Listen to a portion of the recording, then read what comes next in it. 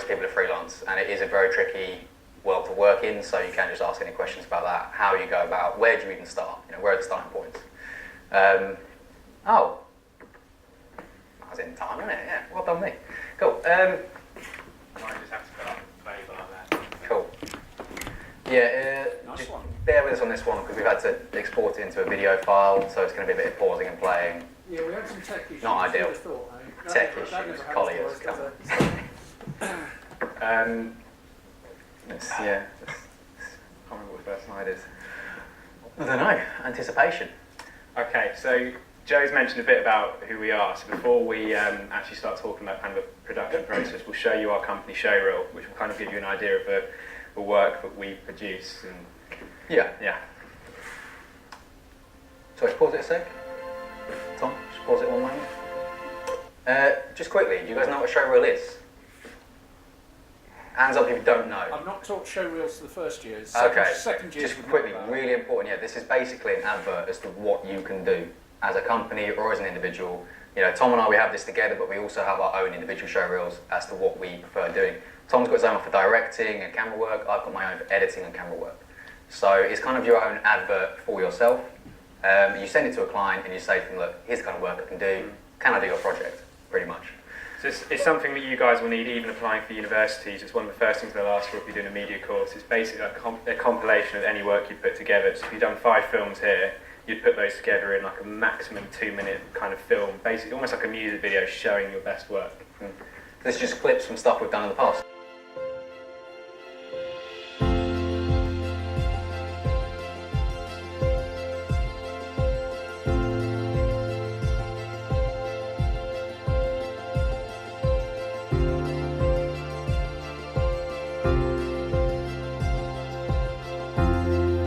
Fear and things in life stop us from going out there and really taking life by the scruff of the neck.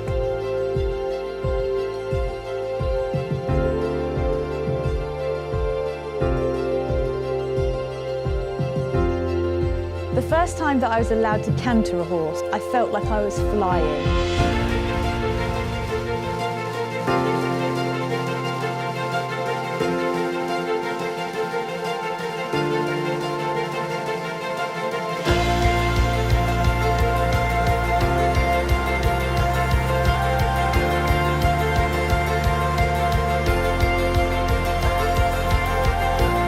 Everybody has that ability to do incredible things, and it's just tapping into that energy and using it.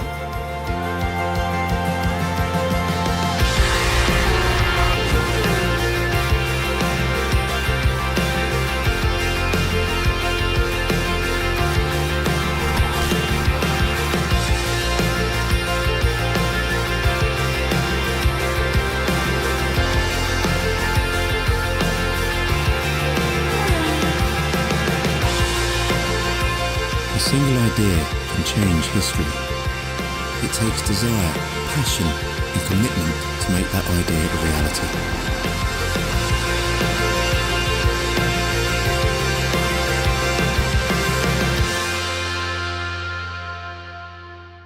As you can see there, just a compilation of the kind of things we've done. So some of the stuff in there actually, there were 2 feature film documentaries we've done, and one there was the motorcycle stuff. That's a feature documentary on Amazon Prime at the moment, and Sky to download, isn't it? Yeah. And it's called Dreaming the Impossible, and that was the first feature film we tackled, along with, basically we shot back to back, didn't we? With the other one you saw, which was The Stormtroopers, and that was called The Heroes of the Empire, which is yet to be released in the UK. So that is on ice at the moment. We'll get into a bit more here though. So we're going to go over kind of the production process, and we're going to try and show you some examples of work we produced along with that pre-production, so you can actually see the kind of end result and have, hopefully gain an understanding of why we do the pre-production work that we do. But before we go on to a little bit about myself and Joe, so I left here in 2010. I went to Ravensbourne for 2 years and did a broadcast course, and then I went out into the industry, started as like a runner and camera assistant, as everyone kind of does, and I now direct and DOP, which is director of photography, on kind of anything from documentary stuff to branded content, working with agencies and independently. And Joe? I have my own slide as well. So mine, I pretty much did the same sort of thing. I left here in 2013, went to uni at Ravensbourne, studied television production. Good course. I was the first year to do it, so there were a few kinks still. I worked my way up through uni, working in the industry, running work, camera assisting work. But then an interesting point I will bring up a bit later as well is I went into a staff job straight out of the back of uni. And I thought, okay, cool, staff job, nice and safe, nice steady income, no problem. It's not as safe as you think. The industry can be a bit hit and miss, and I actually got made redundant within 2 months of working there. No one's fault, just the company reshaped, and that's how things can go. So what I would say basically is freelance tends to be the way that most people go in the industry. It's actually safer, weirdly. But we will get onto that a bit more, and if anyone does have any questions on that and how to kind of start yourself as a freelancer, do feel free to just put your hand up and ask. And we Just will very come to quickly, you. does everybody know the difference between a freelancer and a staff role? That's actually a good thing to ask. Because it's not that, you'd be amazed, a lot of people at uni wouldn't understand as well. So a staff role is where you're working for one company and you're on a staff payroll, they pay you.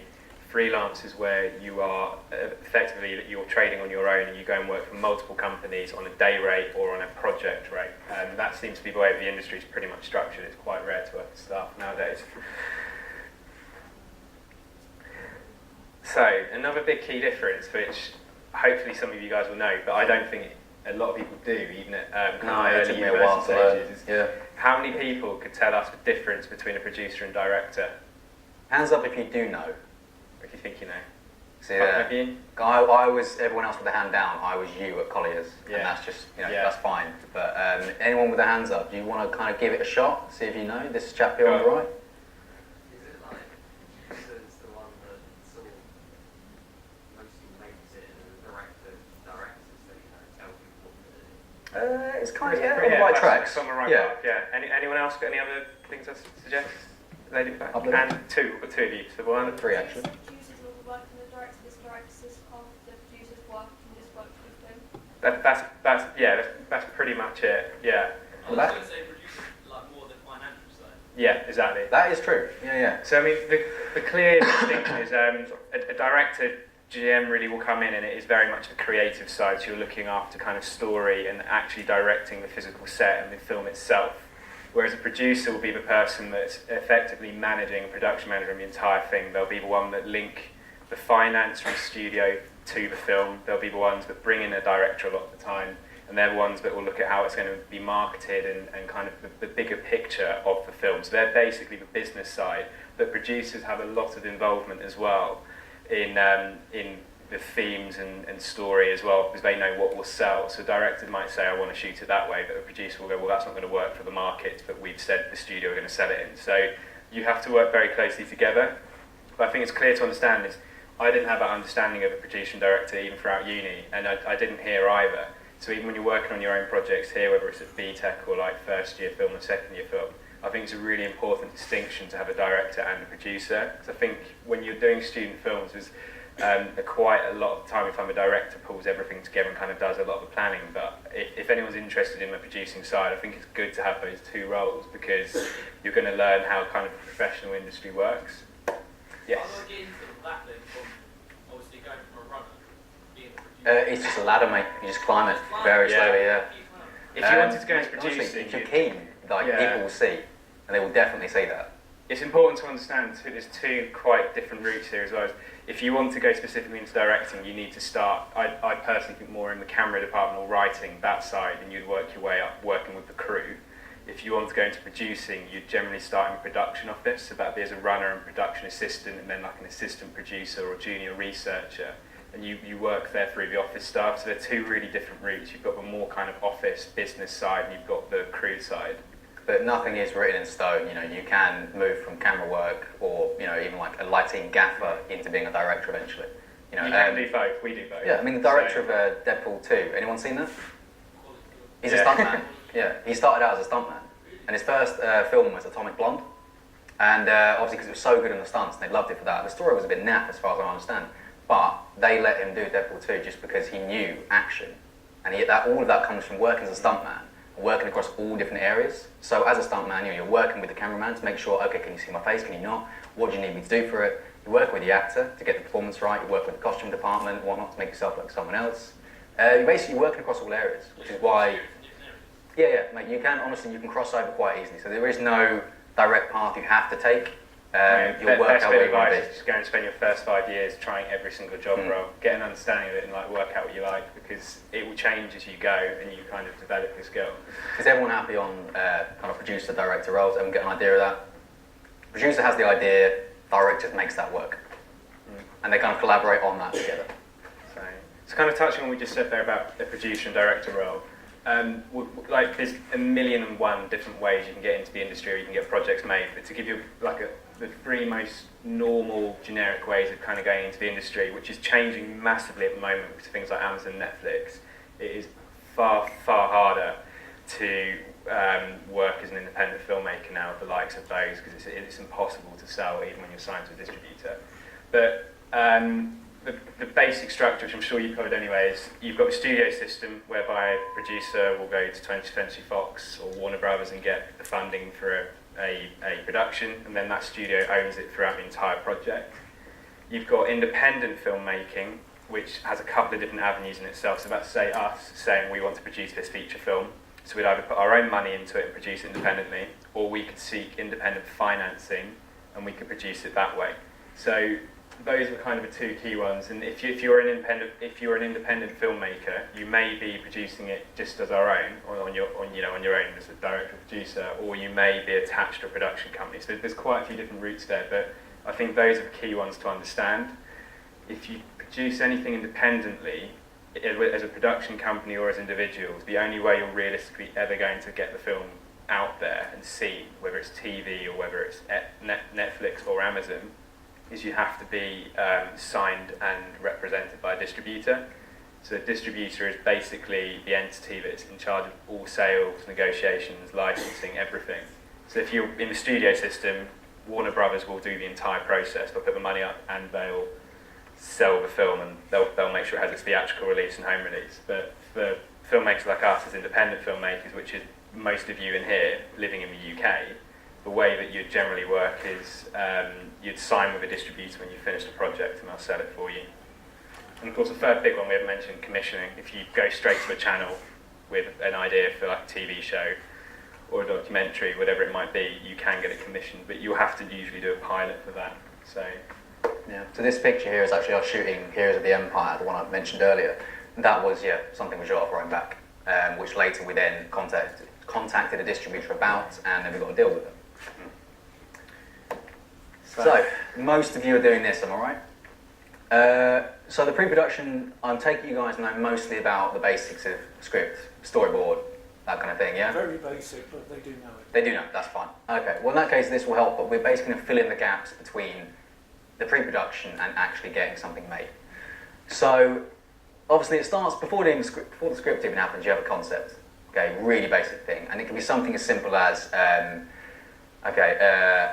man who's just given up on everything, the world's gone to shit, and he's searching for a final answer, okay, and then you give that world a setting, you make it feel real, and then you decide, right, who is this man? You write his character, you write out what's going to happen in this, you add more characters to it, and it just builds up into a script slowly.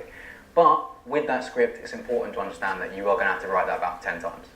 You are going to be constantly rewriting. You don't just write an essay and hand it in on the first draft. You're constantly going to go back and change it and change it and change it until it's perfect. Really important point there, though, the second one down, and the reason it's the second one down is because it happens so early on, is film is a business, and you need to consider your audience market straight away, from the offset. So even the point you've had your concept thought, you need to think, who is this actually going to be for? So the film I just mentioned there, a man at the end of his run, giving up on everything, searching for something particular, which is just solace. That could be for teenagers, and that could be Logan, literally one of my favourite movies. But the concept can start out very, very small. As long as you know your audience, then you're kind of going to be all right. But as we mentioned earlier, the producer, it's kind of up to them to make sure that audience does stay the same, and you're constantly on track as targeting that particular audience. Film backing. So Tom mentioned there about financing, whether from a studio or private financing or just independent itself. So do you think we covered that all right? I think we have. So once you've got your idea, and you've kind of got a script that you're happy with, whether you're a producer or writer or director, one of the first things you're going to try and do is establish a team. So if you're here, that's choosing who you want to work with and who you want to do a film with. And we still do that today as well on passion projects. We just choose a team we want to work with. If it's a professional project in the industry and you're trying to generate an income from it, then you'd obviously, you'd look at trying to have the project commissioned, maybe at an early stage. Sometimes even with an independent film that we've produced, you can get distributors that will sign a contract before you've even shot it. If they like the idea and you've got, for example, I know a director, he had exclusive access to Oscar Pistorius, and he produced I think a 2-part documentary about Pistorius once he'd gone into jail, and it was exclusive access, they were the only ones that were given it. And Amazon signed a contract with them before they'd even start shooting because, as far as Amazon is concerned, you're the only guys on the planet that are going to have that access. So that is possible, that happens as well. One of the other things, it's really boring, but it's really important, even at student level, contracts. If one of you write a project, if let's say one of you here write a story, then you bring in your mate who's going to kind of work with you as a producer or director, you need to be really clear on pen and paper whose job role is what, whose ownership is what, and who owns the story. Because it's one of the most common things in filmmaking, like across the board, professionally and kind of amateurly or for fun, that there's always this, well, hang on a minute, who actually owns the story? Because if you've written it with your mate, you've got that, well, no, I came up with the main idea. And you've got, your mate going, well, no, I wrote that bit. So just be really clear who's doing what and where the responsibilities lie. You won't need to do contracts with each other as such, but it's worth just getting things written on paper where everybody understands it. You won't have to worry about this at all at Collier's, probably not even at uni at all. But it's something they might not teach you at uni, so it's just really worth bearing in mind now. Also, quickly going back to producing and directing, we said how it is really important that the director is still following the vision, the collaborative vision between the director and the producer. Who here has seen Solo? Hands up if you've seen it. Star Wars one, Han Solo. No one's seen it. No one. Oh, that you just said that. Star Wars, Han Solo movie. Yeah. Someone's seen it? Okay. That film, in my opinion, was terrible. I hated it. I loved it. The reason for that is because they changed directors halfway through. It was originally the chaps who did 21 Jump Street and the Lego movie, and they were making it into kind of a comedy. And that was not the original intention of the producer and director. They originally said something else, a gangster film. And so they sacked them halfway through. It made it the biggest budget Star Wars film of all time because they had to reshoot half the movie. And so basically, even in Hollywood, massive things like that can happen. They can sack someone off and get in Ron Howard to go and do it again because things have gone so badly. So, as we were saying there, producer has to keep his director on track. So, in a sense, would you say producer's almost more important? Because they are kind of a top dog. Yeah, although in the eyes of in a sense, filmmakers and the passion side of it, you normally go, it's the director that's behind it. Actually, the producers are so important, and if you listen to any major director, they'll say that the producers are the ones that glue everything together. And was the producer always going to dispute whether it's to do with No, not every time. Not necessarily, but it will totally vary, but generally speaking, the producers are normally the ones that sign with the studio, so yes. So the upcoming Bond film, for example, Danny Boyle left due to differences. He was booked as the director on that, disagreed with Barbara Broccoli over Bond's dying in the film, which I agree with him as a director, but as a producer, she had ultimate status quo on it and said, well, no, this is what we're doing, so you're either in or out. And that's it, he was out. So generally, a producer, I think, will have more power. Particularly if it's a big franchise like that. Obviously, the Broccoli's, they own the Bond franchise. Albert Cuppy Broccoli has owned it since, I believe, the days of Dr. No. And has gone ever since. Moving on, though. There's one note I think it does directly direct to anyone that goes on to do this at uni or later with the contract side of things. Whenever you do get offered a job, whether it's work experience or whether you take a staff job, make sure you read the small print in your contracts. There's a lot of TV companies out there that will absolutely screw graduates with like really bad deals with like 0-hour contracts and stuff, as we all know, but particularly things like working hours on shoots and pay. So just make sure you read it yourself. You don't need to get a lawyer or anything to look over it, but just you might find something in small print that says something ridiculous like you can work 7 days a week if we want you to. So just look out for those kind of things from now onwards. It's boring, but it's still business. You know, you need to do it. So okay, slightly more creative side. Choosing your key crew and heads of departments. That's something you do really early on. Yeah. So the director and producer, they all tend to choose. Okay, right. Who's our DOP going to be? So Skyfall, Sam Mendes decides, right, I love Roger Deakins, I love working with him, I'm going to bring him on board. They then decide, right, who's going to do all of our fashion, who can do all the costume and whatnot. They bring in one person to do that. They basically have about 7 or 8 people around a table, all head of different departments. Those then people, think of it like an umbrella, you know, producer and director at the top, they then have their people. Those people then have to go and choose their crew, okay? So Roger Deakins, the DOP, he's then going out, he's booking his operators, his camera operators. The camera operators then booking their assistants, and the assistants, they might be booking runners actually, probably not. But it just kind of, it works down the chain. So Sam Mendes is never going to sit there and hire a camera assistant. That's not his job. That is the job of the head of department. Which in line comes back to your question earlier about how you work up there. If you wanted to go into sound, you'd find a sound supervisor and you'd try and start with them as an assistant, and you work your way up through that route. Or if you wanted to work as a cinematographer, direct photography, you'd go and find someone like a camera supervisor or a DOP, and you'd try and get in with them as a camera trainee, then assistant and focus fitter and so on. So that's kind of how you work your way in as well. Yeah, climb the umbrella. Quite a lot of steps up there. Oh yeah. Between a runner and a director. Give me an idea. What kind of production are we talking about? Feature film. I don't know. Maybe, as you said, like a head of the department. There are a lot of them. There's a lot of Yeah. It totally depends on the production scale, to be honest. If you wanted to go and work on a BBC drama like Peaky Blinders, you'd probably have to spend 20 years working in the camera department as an assistant, and then have another 5 years on top of that as a DOP before you'd even be considered for it. Whereas if you want to go and work on an indie film or work on something like with an agency for online content, there's a good chance if you've got 5 years like camera assisting experience and operating experience, you're going to get that job, because they're obviously kind of different scales and different pays. Personally for us, neither one of us really want to work on a TV drama, because as we said, that can take 20 years to work up, and that to me is too long. I want to be working, I want to be important on set, and we kind of do that kind of thing. If we're doing like online content, we tend to be the ones producing it, but that's the kind of thing we enjoy. We enjoy basically bossing people around. And I don't think there's anything wrong with saying that. If it is what you want to do, then you can do that. If you want to take a leadership, do that thing. I've got friends I went to uni with who've gone off working on Casualty, and it's not the kind of thing I'd ever want to do. He's just literally loading film into the camera. That's it. And I find that so boring. So I wouldn't want to do it. But he's loving it, because he's loving this idea that one day he'll be a focus puller, and then one day he'll be an assistant, and then one day he'll be an operator, and then one day a DOP. And I'm like, that's too far for me to climb that ladder. I don't want to do that.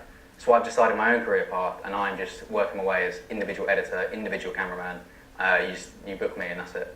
I think that's the thing. There's no right or wrong way to getting into it. You can either climb the ladder with the big boys, or you can start and say, like Spielberg did, go, right, well, I'm in my early 20s, I'm never going to do anything except direct. Spielberg never went up a ladder. He said, I'm going to be a director, that's it.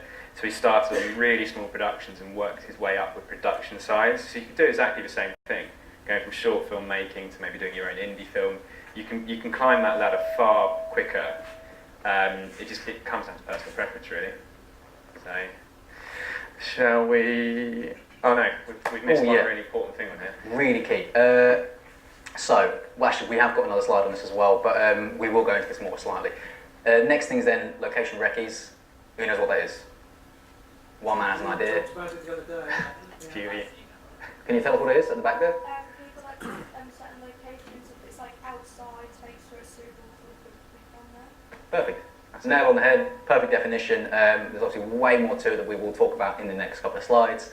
But we'll be talking about how you get permission for those kind of things. Are you doing test shoots, concept art, if it's a fictional piece, kit booking, risk assessments, and the boring stuff, health and safety. But it is important to assess.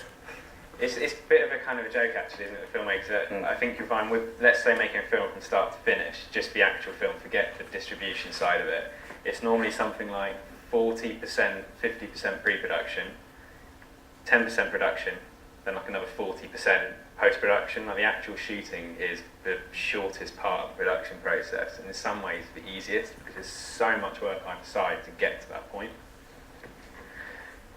As I say, we'll get onto that in a minute. It might be the next slide actually, I'm not entirely sure.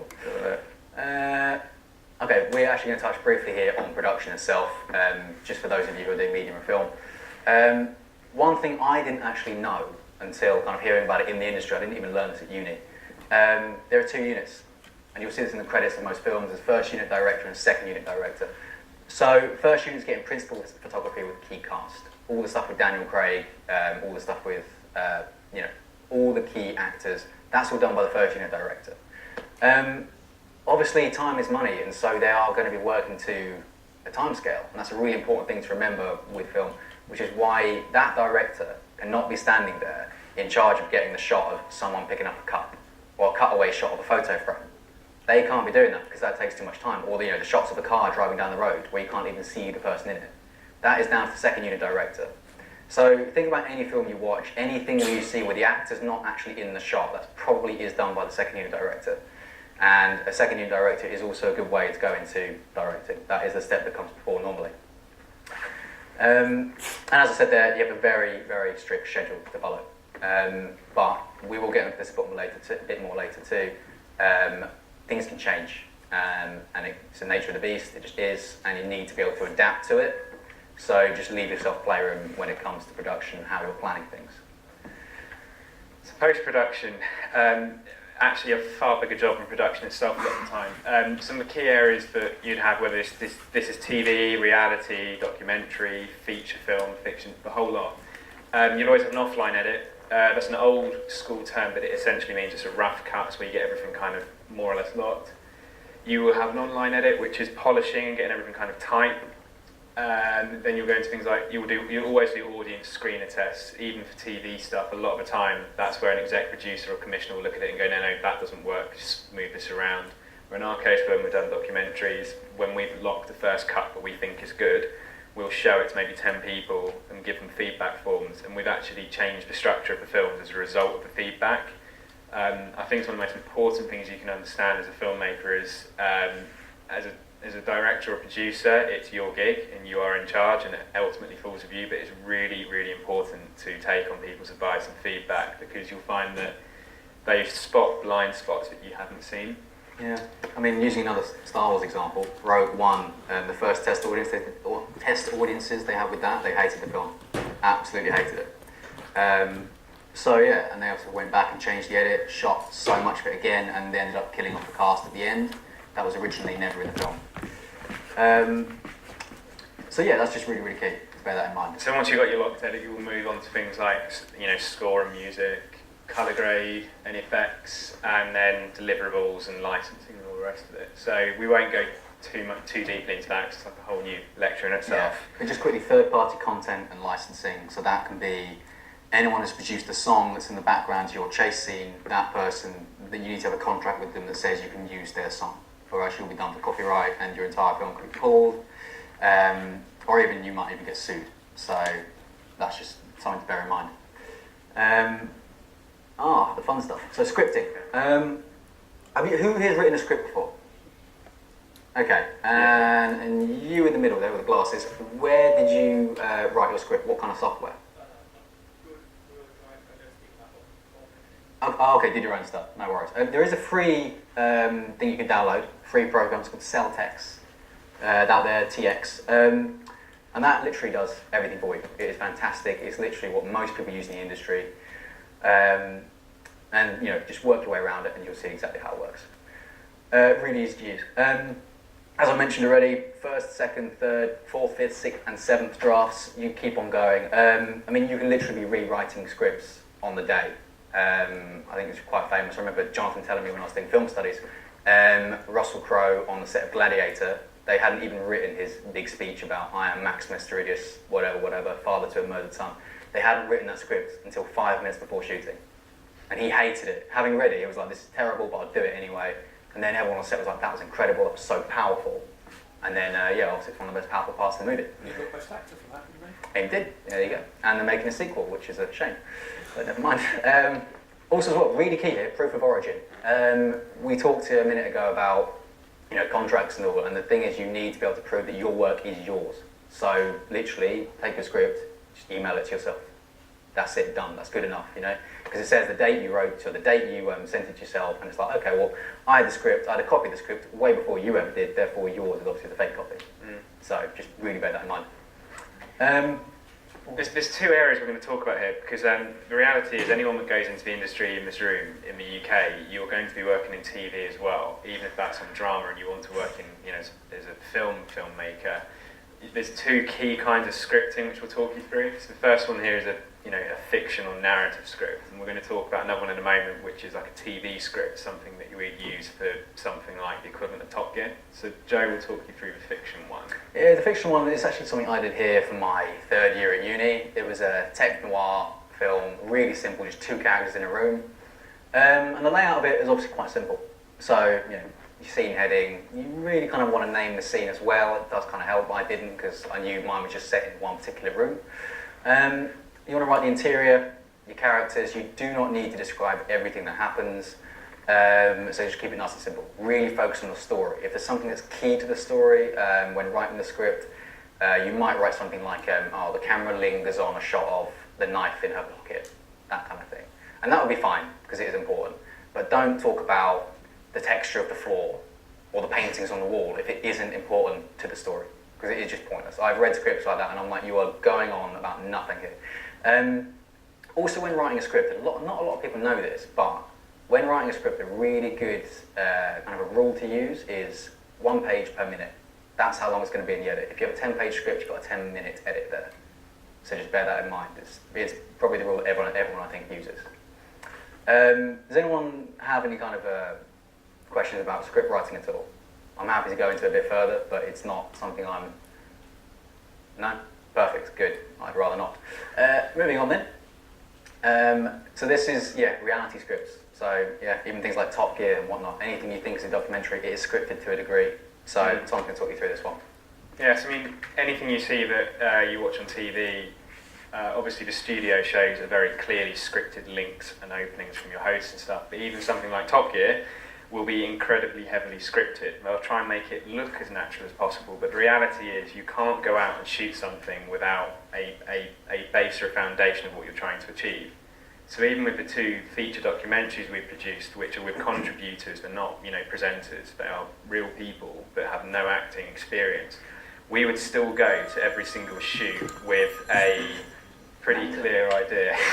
Sorry, We'd go to each shoot with a pretty clear idea of the outcome we're trying to get. So even as documentary, we say, well, this is the kind of angle and approach we're trying to get to, and this is the outcome we're looking for at the end of the day. So these are the questions, and this is the way we're going to approach getting that out of our contributors.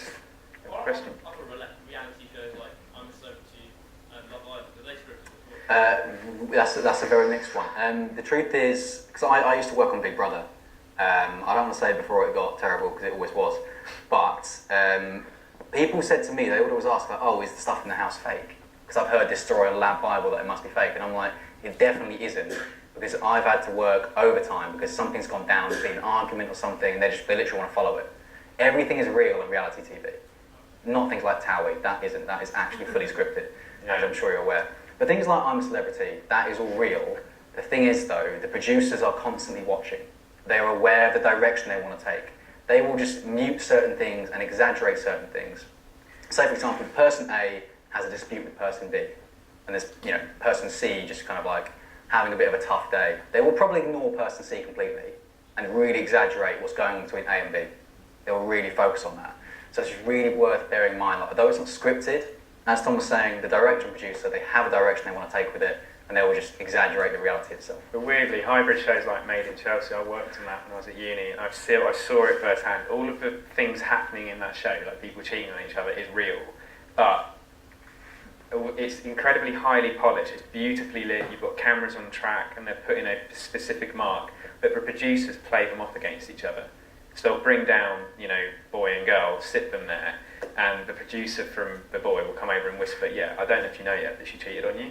And it will start a real fight on camera, but the producers are instigating it, and they'll literally pause 5 minutes through the conversation and go, by the way, did you know this about him? So it's a weird one.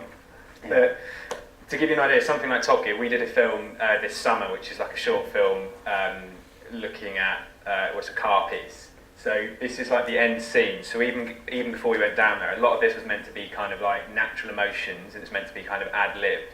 But we still had a kind of, if you can read that, there's still a guide for the voiceover and kind of what we're trying to get out of it on the day. So we'll now play the final kind of 2-minute clip from that script, so you can kind of hopefully read them side by side and see that it's not word for word, but it kind of follows it as closely as possible. And also, documentary, you'll have technical details as well. So, like, you won't have a storyboard with documentary or TV, but you will have technical notes of what you're trying to achieve from a filmmaking point of view.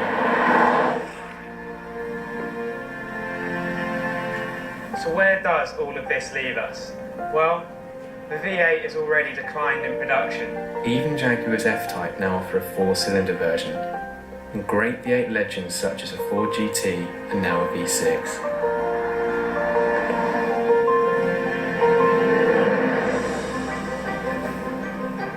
Over the next 10 years, it's a genuine possibility that the V8 will stop being produced. But I don't think that's the end yet.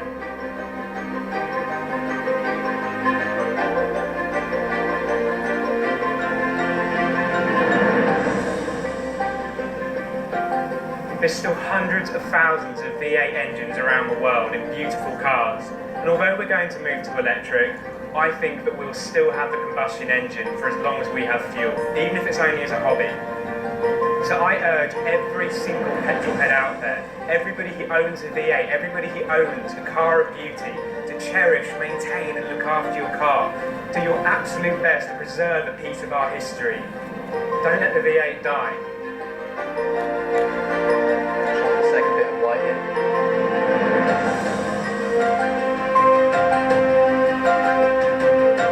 I hope we can keep the legacy of the combustion engine alive. I hope we can preserve a piece of our history. I hope that my child will one day experience the same feelings of joy and goosebumps from an engine like I do.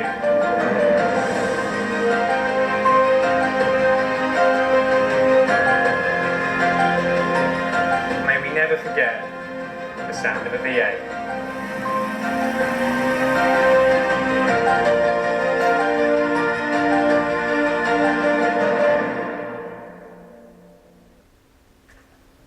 Just to blow our own trumpet a little bit, as of last night, we got a little good bit of news.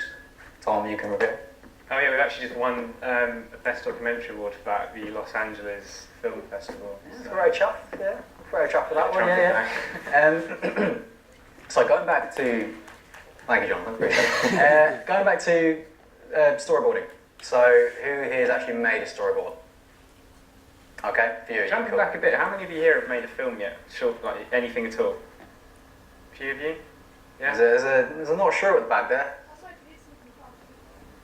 I mean, Even if you made it in class, Yeah. have you? They've done some odds and bits. Yeah, have you used the camera to make something? Yeah, even just on your phone on Snapchat or something, that's fine. Yeah, that'll do. Yeah. Hey, Insta stories. Yeah, weirdly, mate, every single video has got a narrative, even if it's a case of your mate standing there and then dropping the drink. That is a narrative. It has a start and has an end. You know, it still works. So here, do we have the clip from Violet still?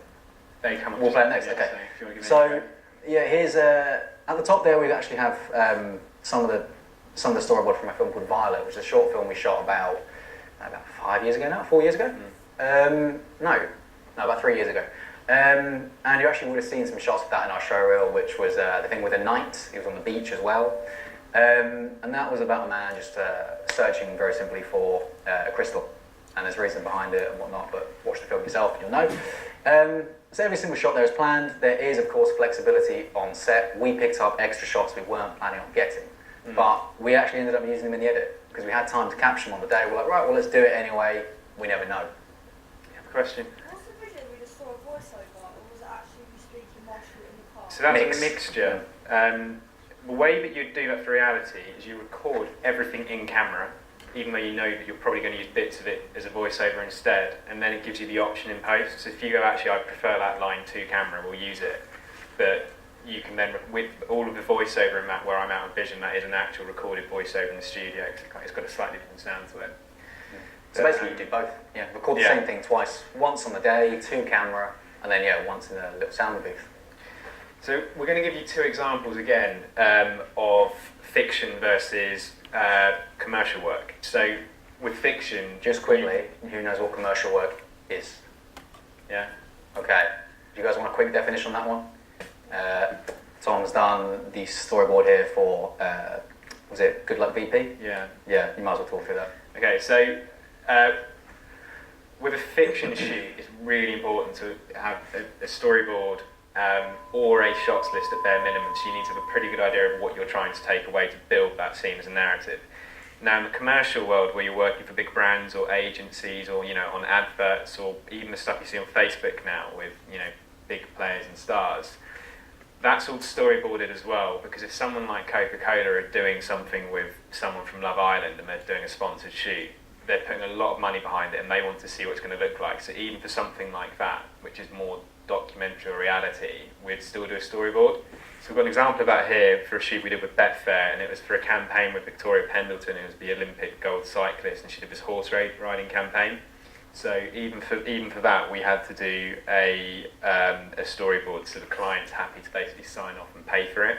But we'll show you the fiction one first, and as Joe said, you'll notice that there's a few extra shots that you pick up, but hopefully side by side you can see most of the shots are ones that are Bernard pre-planned. continued his journey with renewed vigor. Months later, when most unexpected, he felt something. A calling sensation he could not explain. The crystal was there. He had felt it. Something unusual, something that had not quite fitted with the vibrations of this world. It had felt like 2 clocks, ticking irregularly beside each other. The further into the gorge he had gone, the stronger it had become. It was hot and prickly, like lightning. The whole area has thrummed with energy and something else intangible. Later on in that scene, there was Last no, my battery died. Oh really? Oh no. Okay, I'm shouting. So just in that one there, obviously you saw we didn't quite get to the end, but every single shot was in there. At the end of that sequence, he does actually get the crystal, which is the last part of the storyboard. Lawrence, should we double A batteries? By any chance? Sorry, so whilst Joe's changing his batteries, we'll show you the commercial example, which is, again, it's branded content, it's reality, but actually in reality it's quite scripted. Last year has been an incredible journey. I have gone from not ever having sat on a horse to riding in point to point. I've won gold medals in cycling, which I'm very proud of, and obviously it was a very different sport to this one now.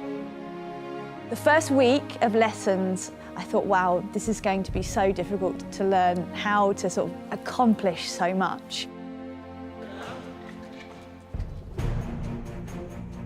It was a little bit nerve-wracking to start with, having never done it before, but incredible fun. The first time that I was allowed to canter a horse, I felt like I was flying.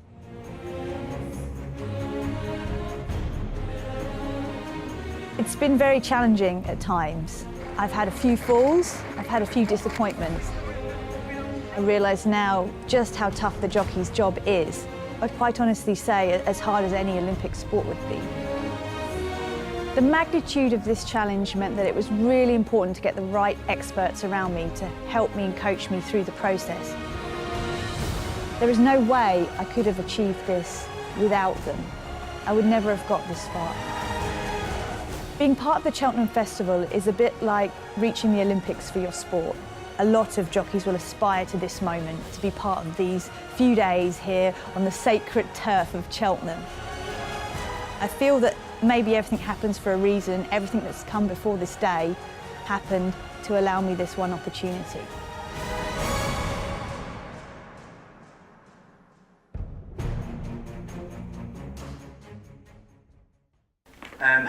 So yeah, that was with the company Betfair, and just going back to it, I'll keep on standby. Just going back to it, that was actually the company I worked for as staff. We actually both worked there as staff, and we both got made redundant. So just going back to the whole staff versus freelance thing, that was the company. So just bear that in mind. We'll try and rattle through because I'm aware we're coming up to the end of the hour. But let's talk about some of the key things with location scouting, which is really, really important. For anything you're doing that's narrative, so it's a short film, anything that's scripted, never go and shoot anything about visiting the location first. So even that car film we showed you a moment ago, we did an entire weekend up there surveying roads and doing a full recce before choosing exactly where we're going to be.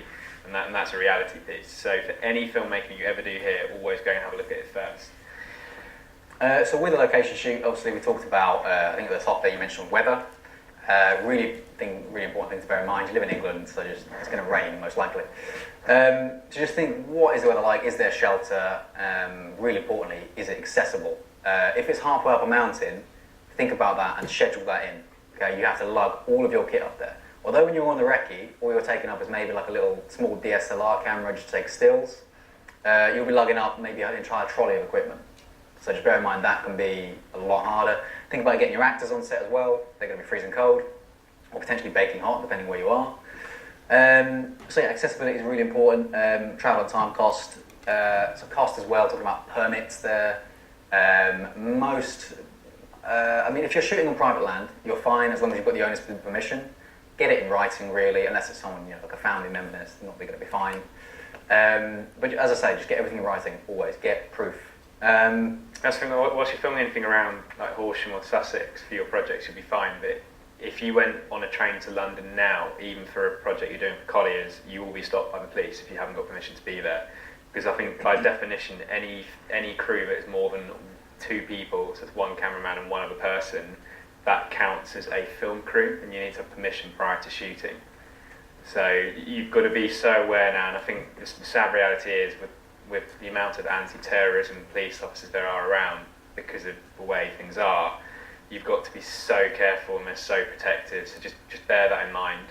I want to give out a really obvious example here as well.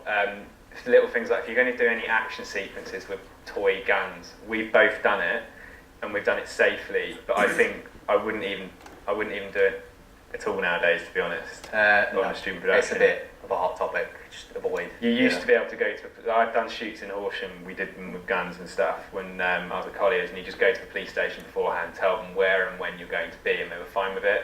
I think nowadays they wouldn't allow it at all, but just to anyone out there, don't do something daft like that, because you'd be amazed at how much you personally are culpable for it.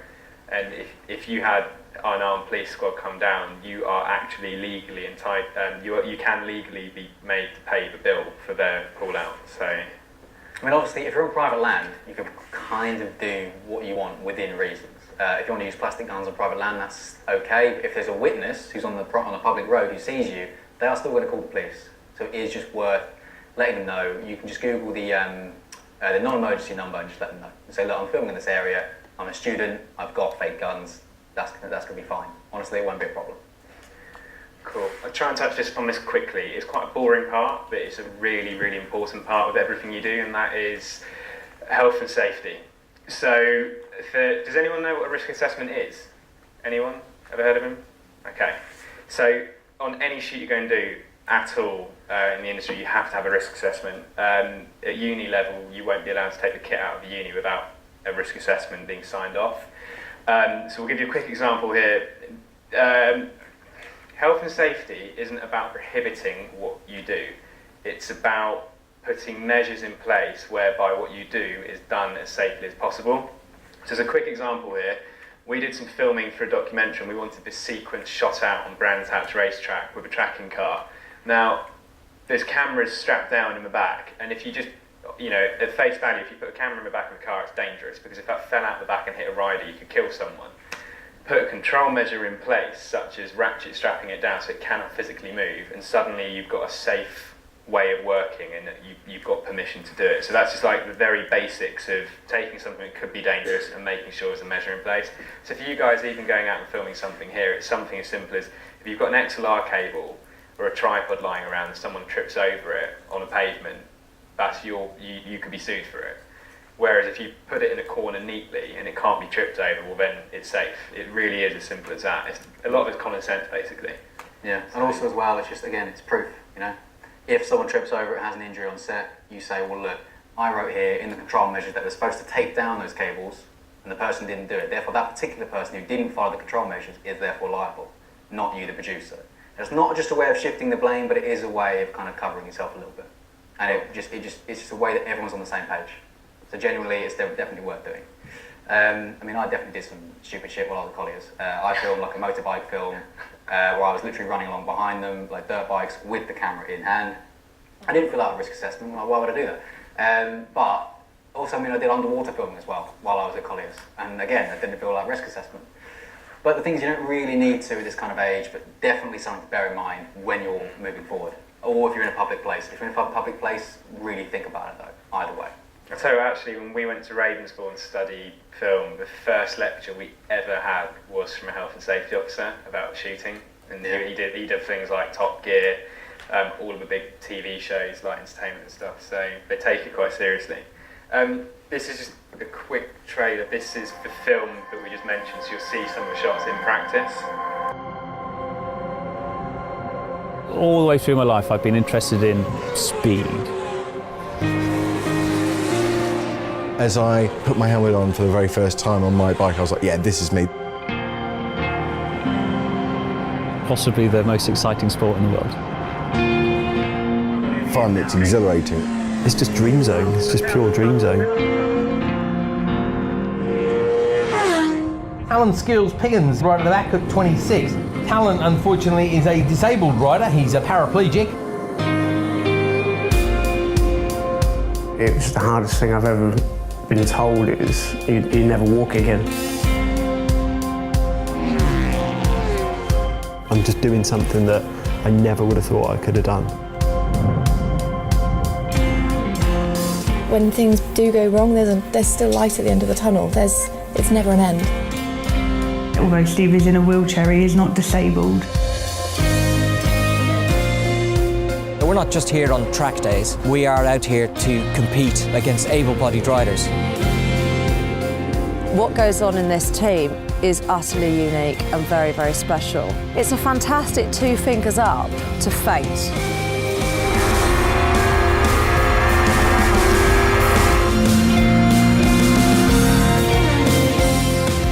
They've got history, and sometimes it's more of a traumatic history. You're always reminded of that day. It's tough to watch. There's not much between them and the road, really, is there? This is the reality of it, is that, you know, incidents happen. You know, nobody out there is going to give any break to anybody that's on a motorbike. We have to fight our way through life.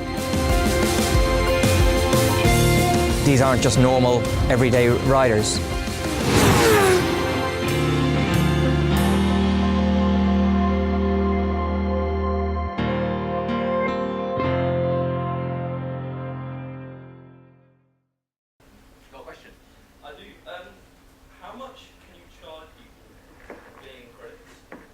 Say again?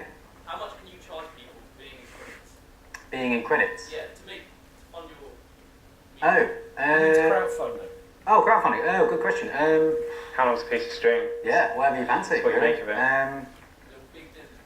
Yeah, I mean, you could obviously charge £50 a person. Well, it depends on your leverage. Yeah. If you've got films behind you and you've got a reputation, then you've got a higher chance of being able to say, well, I want £1,000 and you get this credit and you get this package as a investor, whereas if you've never done anything before, you'd be lucky to get 50 quid because you've got no track records. It's totally down to kind of getting a feel for the market and what you think it's worth.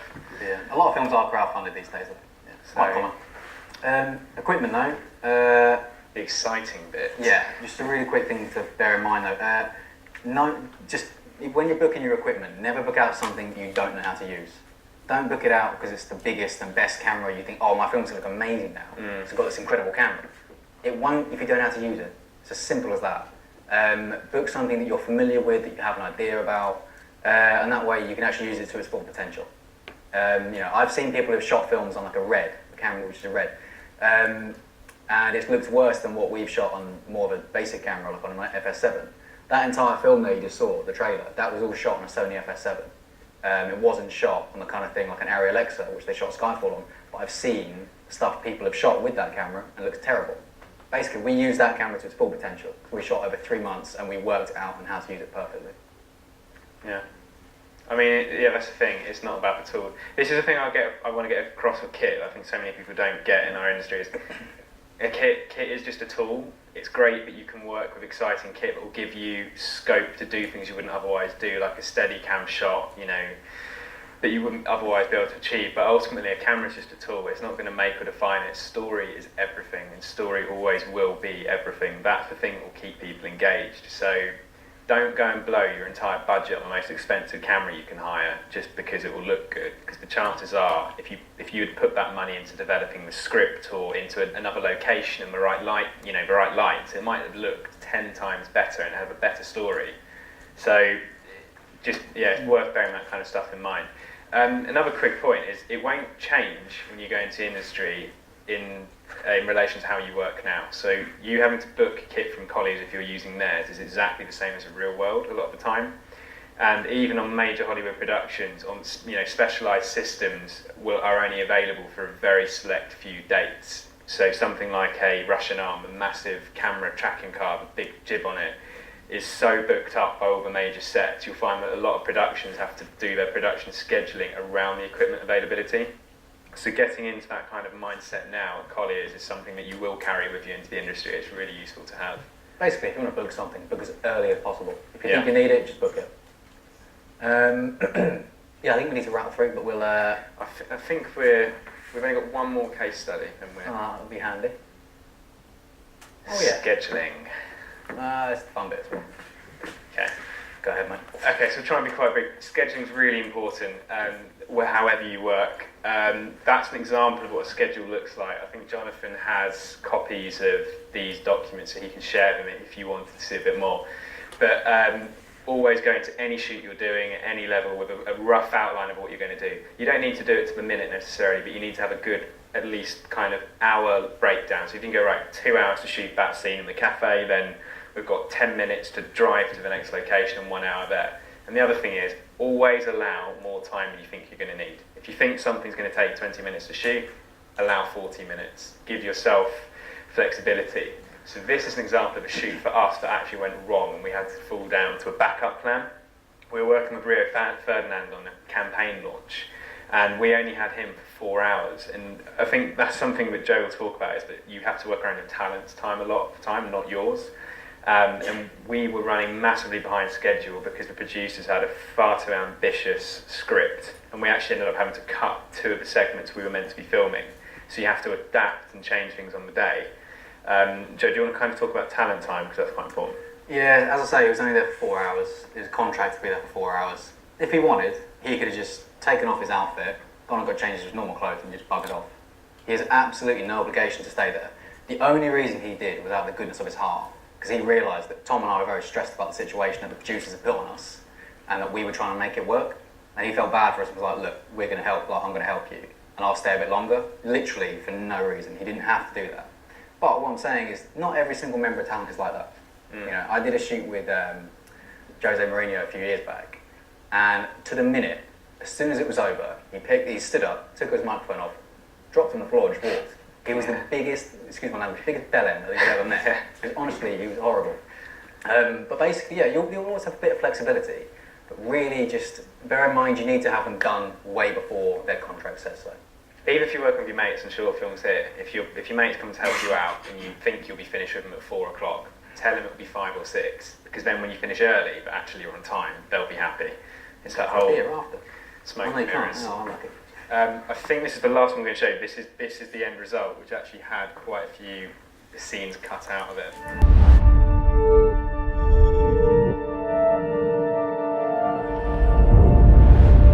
Professional footballer for nearly 20 years, twice over the world's most expensive defender, 312 appearances for Manchester United, 6 Premier League titles and a European Cup.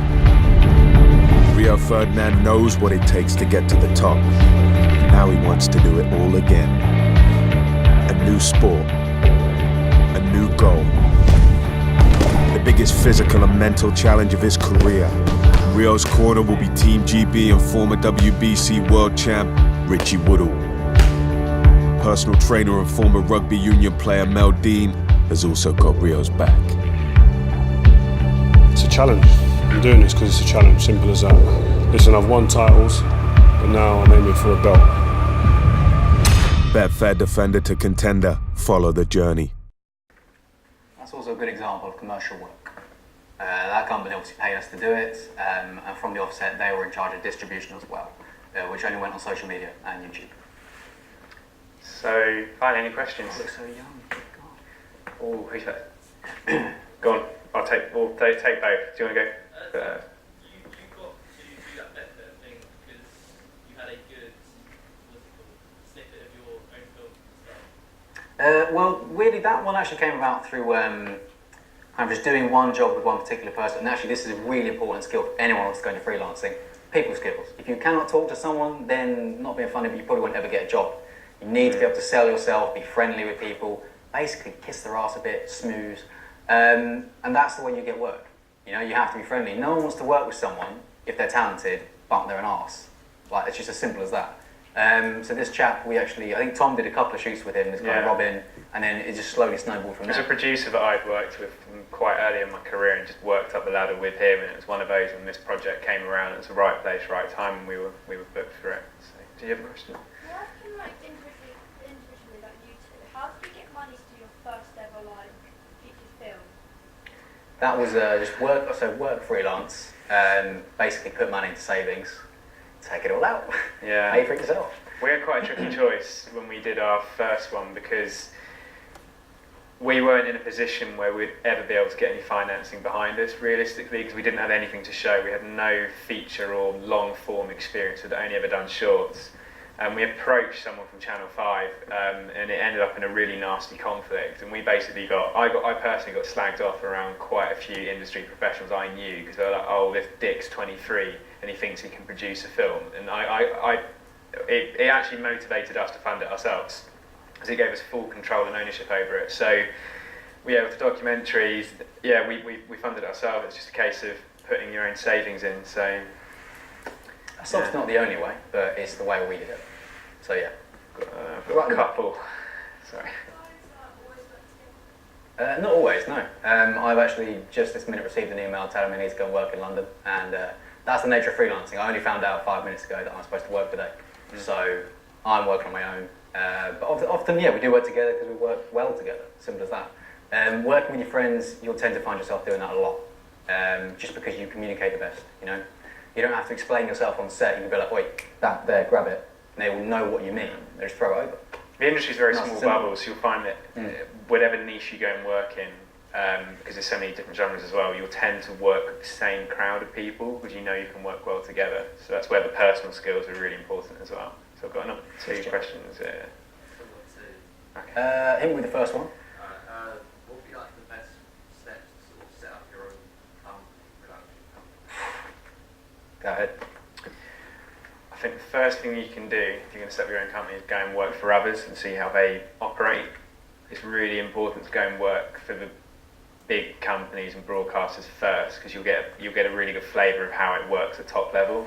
You can then take that and write your own business plan if you like. You work out what market you're trying to hit. So with Speechless, we set that up because we wanted to produce independent documentaries. My freelance work isn't documentary at all. It's mostly working with agencies and big brands. But the production company is specifically for kind of documentary content, that kind of style. So that's quite important as well. Think about what genre you want to work in and what you're going to be bringing to the table. Look at other ones working in that field. So, for example, I want to do more work with cars and stuff like Top Gear. I'll go and look at other production companies doing car work and go, well, what are they offering or what aren't they offering that I could, and kind of work out that way.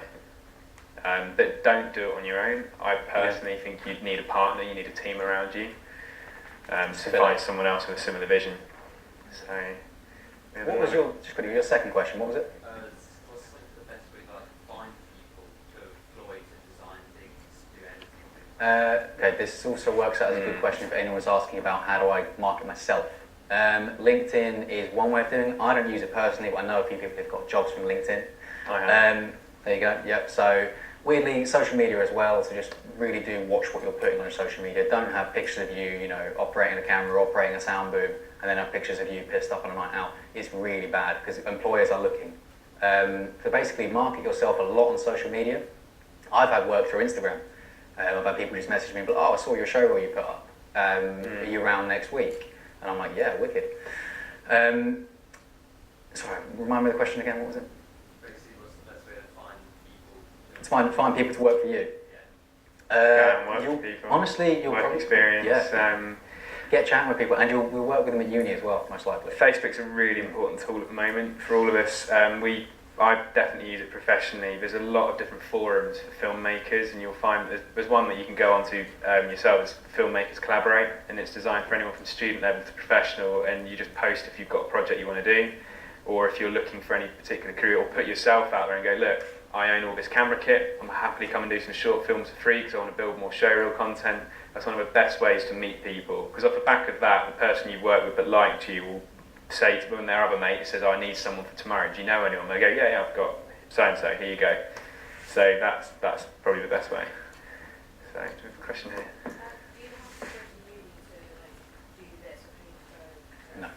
You can go straight out of college. It's obviously harder because being at uni, you actually get. Well, at Ravensbourne, I got a lot of contacts coming to uni to do lectures. And at the end of it, you just go and have a chat with them and say, look, I'm, just grovel. And be like, look, I'm looking for work. I'm really keen. What can you offer me? And 9 times out of 10, they'll be like, well, drop me an email. I'll see what I can do. But sometimes they'll be like, well, look, I'm actually working on something next week. I can just pay you expenses. But do you want to come along and help me out? And they'll be like, yeah, absolutely. It's a great experience. You don't have to. No. I was actually working with a runner the other day on a Lego shoot. And she never went to uni. She went straight into it. Out of her A-levels, yeah. So it is possible. I'd say it's easy going to uni, definitely. I'd recommend it, but if it's not for you at all, then obviously you don't have to. There's a massive debate among filmmakers, and there's a lot of should you go to film school or not. I work with a lot of people that have done both, some that have, some that haven't. I think if you're really passionate about it and you want to go and work in the industry, you will get there one way or another. I think the benefits of going to a uni, firstly you need to go to the correct one. There's no point going to one that hasn't got good industry connections, because that's why you should go to a film uni. It's going somewhere that will give you the industry connections that will get you into running work and get you into work experience and you can build from. Because like Ravensbourne as an example, or Westminster or Bournemouth, the 3 really good ones for that, are so well connected that from day one you can get in on work experience, and as a result of that you're straight in with your foot in the door, and then it's up to you to make your kind of path. Whereas if you try and approach those same lecturers or kind of companies without being at that institution, you'll find the doors a little bit more closed to start with. That's not to say it's not possible, but I think it's harder. And generally, it's a really fair point. Connections are actually almost more important than your education there. I know it sounds strange, but I've been graduating now for 2 years. Not one person's ever asked me if I've got a degree. Literally, no one cares in the industry. It's not about your degree, it's about what you can do. Being on paper, yeah, you can say, I can operate a camera, but that means nothing unless you can actually operate a camera. It's as simple as that. I think that's why sums it up perfectly. I've never been asked for a degree, ever. However, every single one of my contacts are a result of someone I met as a result of being at uni and having those connections. So it's kind of, take that really well. So, there's a question just there? Yep. Well, because we're freelance, we basically can't offer work experience. If you drop us an email, there's potential that we could put you in contact with someone else. Cannot guarantee that at all. It depends when we have shoots. If you come up, we'll hand it out, yeah. I can give it to anyone because it's a public email, but info@speechlessfilms.co.uk. We have sometimes taken 1 or 2 students with us on certain shoots, but the nature of our shoots being more long-term projects, we can have a year of shooting, then we can have a year of not shooting with them. And with freelance workers, it's a little bit trickier, but... Also bear in mind, we are a self-funded company, so we're not like the BBC where we can afford to pay you a salary for your work experience or even your expenses for work experience. It would be a case of you come up on your own back doing that kind of thing. So if you're willing to do that, obviously it shows you're very keen. Drop us an email. Yeah. There are certain shoots where we can always bring in like a runner as a trainee or something. Yeah. It's always good to have an extra pair of hands. If you're interested, if anyone's interested, yeah.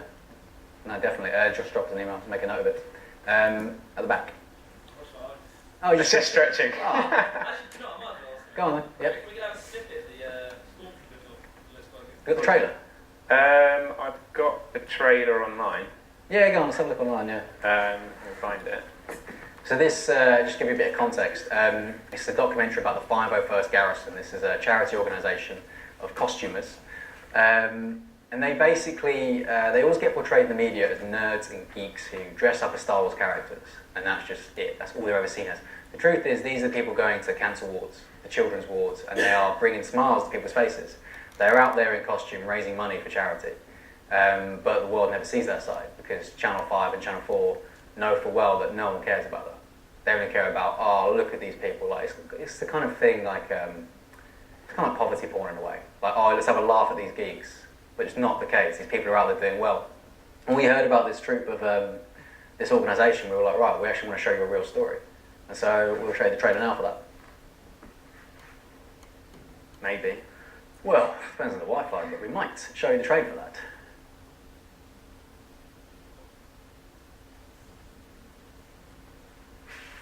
But who's got Amazon Prime? Yeah, Dream the Impossible is available on Amazon Prime. You haven't got to pay for it. Like, if you want to give that a look, do so, because it is genuinely, it's a very moving film. I'm not just saying that because I was part of it, but it genuinely, like, I know people's really touched. We've had random messages on Facebook that people we've never met saying, look, I saw your film online. It's changed my life. I'm not disabled. I'm not a motorcycle rider, but it's made me want to go and do what I want to do with the rest of my life. Basically, it's a film that makes you want to get up and go. And hopefully this might load, but oh, it's not looking promising. Just while that's loading, anyone got any other questions they want to ask? Oh, yeah.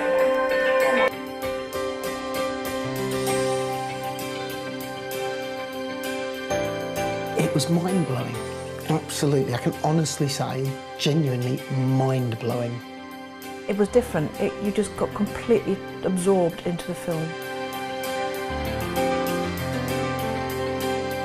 When you think the original film came out in 1977, the love of Star Wars never died.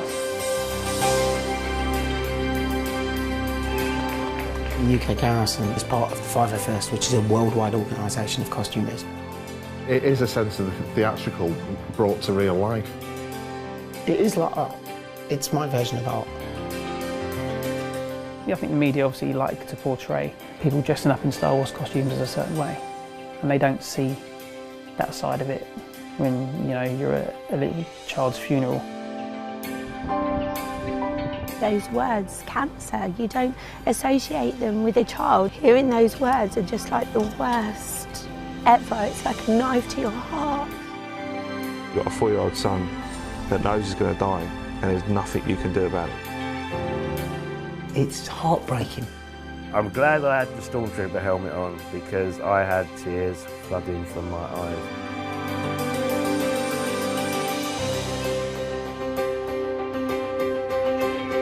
We're in a position to take something that we love, really enjoy doing, and make a load of money for charity at the same time. See a little kid, they'll wander up to a Stormtrooper and it's a guy dressed in plastic, but not to them, it's not. You know, you get a child come up, and again, one of the ones in hospital where a child hadn't smiled all day until we came in as Stormtroopers.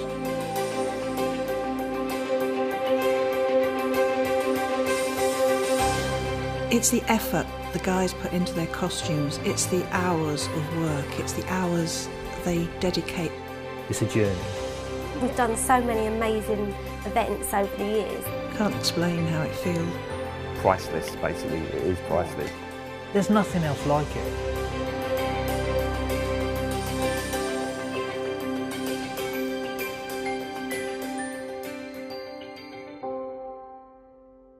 As you can see there, filmmaking can take you to some fun places. That was us on the red carpet of the Force Awakens premiere, and it's about to play something, mate. I'll stop that. Oh shit.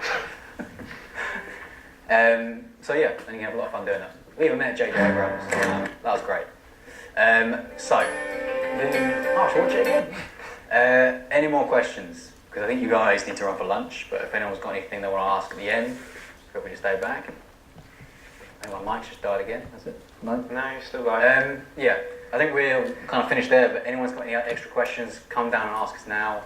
Apart from that, thank you very much for coming.